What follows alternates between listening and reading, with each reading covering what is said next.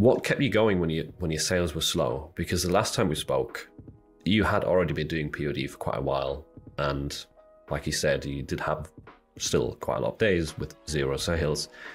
What kept you motivated? Because I think from my guesstimation, it probably took you about a year and a half to really see your sales taking off or getting to a level where they made a significant difference. Yeah, I would definitely agree with that. It was a year or more, but I enjoy the process. I think you've got to enjoy it. You talked a lot about putting in the reps and having 100 designs. And I would say, if you don't enjoy it after 100 designs, then maybe this isn't for you. I found that to be true in other areas. So specifically to answer your question, I kept on with it because I enjoy it. And again, I view it like a treasure hunt. Can I find that design? Can I find that niche? Can I find a design style? Can I find fonts and colors and everything that works well to create an effective, good selling t-shirt design?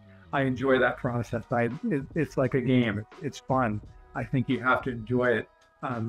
On kind of another level, though, watching different YouTubers and people like you who are in print on demand, partly for the creative process, but also for the entrepreneurial elements.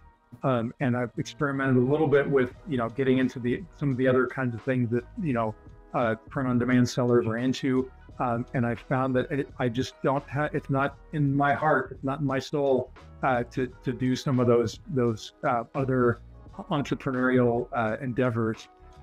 So I love the idea of coming up with a great t-shirt and the SEO and the keyword niche, the design, the layout, the colors.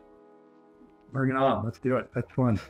Yeah, that's definitely a good point. Like if you're someone with a different kind of character and you absolutely love running ads and spending time in the ads console, double down on that. If that's what you enjoy, make that work. If you don't enjoy the design process, spend less time with that. It's simple things for me sometimes as a creative person. If I get bored of designing, I'll just find some new fonts and then it's fun again, like you mentioned there.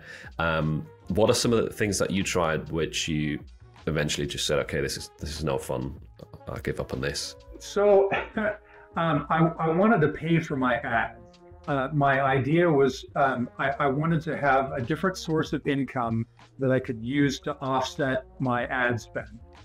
Because I took a pretty aggressive approach. Once I got access to ads, it's like, okay, yeah, now we're cooking with gas here. We can do this.